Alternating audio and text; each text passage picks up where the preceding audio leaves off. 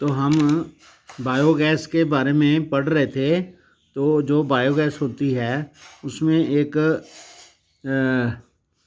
इसमें ये जो ऐसे गड्ढे बनाए जाते हैं उसके अंदर गोबर वगैरह भरा जाता है, तो वो बाद में उसको बंद करके उसके ऊपर एक टैंक होता है, यहाँ से गैस बनती है। Biogas is by far most efficient use of cattle डंग। तो जो किसानों के पशुओं का गोबर है उसका बहुत अच्छी तरीके से बायोगैस बनाने के लिए यूज़ किया जाता है। It improves the quality of manure, और जो मैन्योर बनती है उसके बाद में खाद जो बनती है उसकी भी क्वालिटी जो होती है वो भी बढ़िया हो जाती है। And also prevents the loss of trees and manure due to burning of fuel. तो लकड़ी की बचत होती है, लकड़ी कम जलाते हैं। काउडंग केक्स जो नहीं बनते हैं, मतलब जो ट्रीज़ का जो बाकी खेतों में पूरा सामान उसकी उपज भी बढ़ जाती है, इसका बहुत फ़ायदा होता है। तो ये बायोगैस प्लांट है। आगे हम पढ़ेंगे टाइडल एनर्जी। तो समुद्र में जो टाइड्स आते हैं जिसको हम ज्वार भाटा भी कहते हैं, वो सन और मून की तरह से उनके जो गुरुत्वाकर्षण है उनका, उसकी वजह से समुद्र का पानी जो है ऊपर उठता है, जिससे वो किनारों पर आगे आ जाता है और फिर वापस 6 घंटे में वापस चला जाता है। तो जब पानी आता है तो उसको हम ज्वार कहते हैं, पानी पीछे चला जाता है उसको हम भाटा कहते हैं। तो दोनों को हम मिला के ज्वार भाटा कहते हैं। इंग्लिश में इनको टाइड्स कहते हैं। जैसे आज अमावस है तो अमावस के दिन सन और मून दोनों एक तरफ होते हैं, क्योंकि जो मून होता है वो सन के आगे आ जाता है, तो दोनों की डायरेक्शन एक ही होती है, तो दोनों मिलकर समुद्र के पानी को खींचते हैं, तब जो उसमें होता है बड़ा ज्वार भाटा, तो बिग टाइड होता है। तो oceanic tides can be use to generate electricity. तो समुद्र में जो ज्वार भाटा होता है उससे बिजली पैदा की जाती है। Flood gates dams are built across the inlets. तो उसके इनलेट्स के पास फ्लड गेट्स बनाए जाते हैं डैम के। ड्यूरिंग हाई टाइड, तो हाई टाइड के दरमियान जो पानी होता है वो इनलेट में आगे आ जाता है and gets trapped when the gate is closed. तो पानी उसमें जब भर गया तो उसके गेटों को बंद किया जाता है और वहाँ पर पानी ट्रैप हो जाता है। After the tide falls outside the floor gates, जब पानी फ्लड गेट के बाहर का पानी चला जाता है, the water retained by the flood gates flows back to the sea by a pipe. तो एक पाइप द्वारा वो फ्लड गेट्स में पानी जो है दोबारा समुद्र में उसको भेजा जाता है। तो पाइप जो होता है that carries it through a power generating turbine. तो जो वो पानी होता है बहुत तेज़ी से एक पावर जनरेटिंग टरबाइन में से होकर जाता है, जिससे वो टरबाइन घूमती है और उसमें इलेक्ट्रिसिटी पैदा होती है।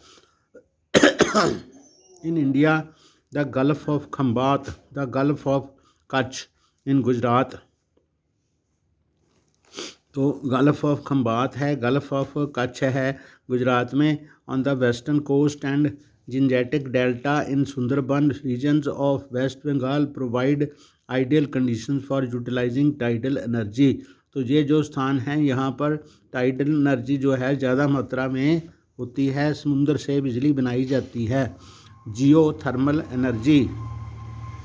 नेक्स्ट जो हम पढ़ेंगे जियो का मतलब होता है अर्थ, ज़मीन के अंदर। तो हमने पढ़ा है कि ज़मीन की 3 परतें होती हैं। सबसे ऊपर की परत जो होती है उसको क्रस्ट कहते हैं, बीच वाली परत को मैग्मा कहते हैं, सबसे अंदर वाली परत को कोर कहते हैं। तो जो मैग्मा होता है यहाँ पर उसकी हमारी क्रस्ट की ऊपर की परत जो होती है वो कमज़ोर होती है, तो वहाँ से मैग्मा उसको फोड़ के बाहर आने की कोशिश करता है। तो वहाँ पर मैग्मा जो होता है ज़मीन ऊपरी ज़मीन की सतह के बिल्कुल नज़दीक होता है, तो वहाँ से हम ये एनर्जी प्राप्त करते हैं। जियो थर्मल एनर्जी, थर्मल एनर्जी मतलब हीट एनर्जी होती है। तो उससे पानी गर्म होता है, पानी जो अंडरग्राउंड वाटर होता है ज़मीन के अंदर होता है वही पानी गर्म होता है। तो उसमें से पाइप लगा के, पाइप से प्रेशर से भाप जो है ऊपर आती है, तो उस भाप के प्रेशर से टरबाइन घुमाते हैं और बिजली पैदा करते हैं। Geothermal energy refers to the heat and electricity produced by using the heat from the interior of the earth. तो इसका मतलब है कि अर्थ के अंदर की जो हीट है उसको हम भाप बनाने के लिए यूज़ करते हैं। Geothermal energy exist because the earth grows progressively water with increasing depth. जितना जितना हम नीचे जाते हैं धरती में उतना उतना अर्थ जो होती है वो गर्म होती जाती है। Where the geothermal gradients is high, यहाँ पर जियोथर्मल ग्रेडियंट्स होते हैं, ज़्यादा होते हैं। हाई टेम्परेचर आर फाउंड, वहाँ पर शैलो डेप्थ्स में भी, शैलो डेप्थ्स कम गहराई में भी वो हाई टेम्परेचर होते हैं।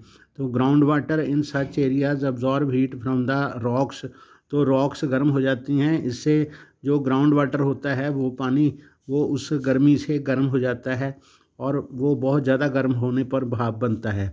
It is so hot that when it rises to the earth surface, वो इतना गर्म होता है पानी कि जब वो ऊपर आता है इट टर्न्स इनटू स्टीम, जब भाप में बदल जाता है। This steam is used to drive turbines and generate electricity, इस भाप से टर्बाइन घुमाई जाती है ताकि बिजली पैदा हो सके। There are several 100 hot springs in India, Bharat में बहुत सारे ऐसे गर्म चश्मे हैं which could be use to generate electricity, जिनको बिजली पैदा करने के लिए प्रयुक्त किया जा सकता है। 2 experimental projects have been set up in India to harness geothermal energy, तो जियोथर्मल एनर्जी से उत्पादन करने के लिए 2 एक्सपेरिमेंटल प्रोजेक्ट्स जो हैं शुरू किए गए हैं। One is located in the Parvati valley near Manikaran in Himachal Pradesh, एक मणिकर्ण के पास पार्वती वैली के पास है। And the other is located in Puga valley Ladakh, दूसरा लद्दाख में पुग्गा वैली के पास है। तो मणिकर्ण जो गुरुद्वारा है वहाँ पर गर्म पानी के चश्मे आपने देखे हैं, वहाँ पर वो गुरुद्वारे के पास वहाँ पर चावल और दूसरी चीज़ें पानी के अंदर रख के बनाते हैं, तो पानी वहाँ पर बहुत ज़्यादा गर्म होता है। आगे है कंजर्वेशन ऑफ एनर्जी सोर्सेज, तो हमारे जो ऊर्जा के स्रोत हैं उनको हमने संभालना है, क्योंकि जैसे जो पेट्रोलियम है, जहाँ नेचुरल गैस है या कोयला है, वो ऐसे सोर्सेज हैं जो नॉन रिन्यूएबल सोर्सेज हैं और नॉन कन्वेंशनल सोर्सेज हैं, जैसे विंड एनर्जी है, सन एनर्जी है, वो काफ़ी मात्रा में हमें प्राप्त होते हैं। लेकिन फिर भी हमें जो एनर्जी सोर्सेज है इनको हमने कंजर्व करना है, उसको संभालना है, उसको ऐसे हिसाब से यूज़ करना है कि आने वाली जनरेशन जो है उनके लिए भी वो सामान उनको भी मिले। Energy is the basic requirements for economic development, तो आर्थिक विकास के लिए जो एनर्जी होती है उसकी बहुत ज़्यादा महत्व होता है। Every sector of national economy, तो भारत में आर्थिकता के लिए agriculture, industry, transport, commercial and domestic needs, inputs of energy, तो ये सारी चीज़ें जो होती हैं, जैसे एग्रीकल्चर में भी ज़मीन से पानी निकालने के लिए, जहाँ हार्वेस्टिंग करने के लिए, दूसरे कामों के लिए एनर्जी की ज़रूरत होती है। इंडस्ट्री में भी एनर्जी की बहुत ज़्यादा ज़रूरत होती है। ट्रांसपोर्ट में, कमर्शियल और डोमेस्टिक यूज़ के लिए, कमर्शियल यानी कि व्यापारिक प्रयोग के लिए यहाँ पर ट्रांसपोर्ट वगैरह से सब चीज़ें होती हैं। तो घरेलू उपयोग के लिए भी हमें एनर्जी चाहिए। The economic development plans implemented since independence necessarily required increasing amount of energy, तो विकास करने के लिए जो डेवलपमेंट है, आर्थिक विकास का जो प्लान्स हैं वो इसी तरह लागू होती हैं। जो आज़ादी के बाद उनको बहुत ज़्यादा मात्रा में एनर्जी की ज़रूरत है टू रिमेन ऑपरेशनल, उनको चालू रखने के लिए हमें एनर्जी चाहिए। As a result consumption of energy in all forms has been steadily rising all over the country, इसलिए पॉपुलेशन बढ़ने से जितनी भी कंजम्पशन है एनर्जी की, सभी फॉर्म की जितनी भी एनर्जी है वो सारी धीरे धीरे बढ़ रही है। In this background, there is an urgent need to develop a sustainable path of energy development, तो हमें ऐसे एनर्जी की यूज़ ऐसा करना चाहिए कि वो सस्टेनेबल पाथ हो का मतलब है सस्टेनेबल वो होता है जो हमेशा चलता रहे। ऐसा ना हो कि जो हमारे एनर्जी सोर्सेज हैं वो ख़त्म हो जाएं और आगे से वो आर्थिक विकास में बाधा बन जाए। तो promotion of energy conservation and increased use of renewable energy sources are the twin planks of sustainable energy। तो ज़्यादा करके हम ऐसे रिन्यूएबल एनर्जी को यूज़ करें, यानी उसकी खपत को कम करें, कोयले की खपत को कम करें, गैस की खपत को कम करें और दूसरे ऐसे सोर्सेज को यूज़ करें जो कि रिन्यूएबल हैं और भारी मात्रा में हमें उपलब्ध हैं। तो उसमें सस्टेनेबल एनर्जी होती है जो हमेशा बनी रहती है। India is presently one of the least energy efficient countries in the world. तो भारत एक ऐसा देश है यहाँ पर एनर्जी के सोर्सेज बहुत ज़्यादा कम हो रहे हैं। We have to adopt a cautious approach for the judicious use of our limited energy source. तो हमें काशियस होना चाहिए, सावधान होना चाहिए, हमारी अप्रोच जो है सावधानी वाली होनी चाहिए ताकि हम बिल्कुल ऐसा एनर्जी सोर्सेज यूज़ करें। जुडिशियस का मतलब न्यायपूर्ण, मतलब उनका अंधाधुंध यूज़ हमने नहीं करना है। तो हमारे लिमिटेड एनर्जी सोर्स हैं उनका उपयोग हमने बिल्कुल ध्यान से करना है।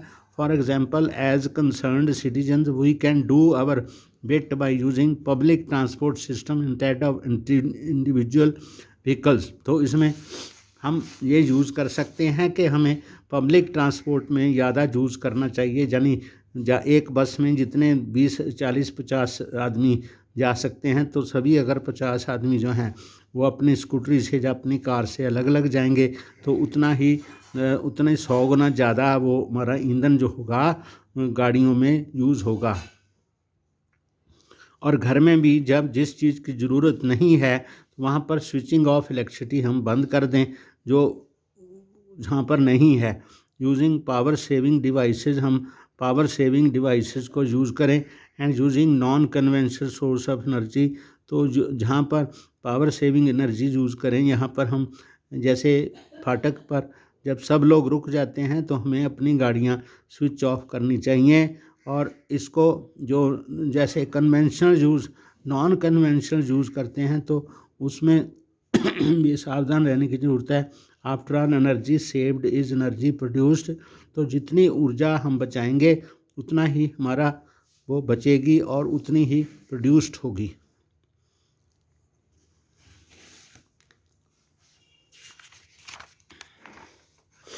तो आगे हमारे क्वेश्चन है, तो ये क्वेश्चन हम कल करेंगे।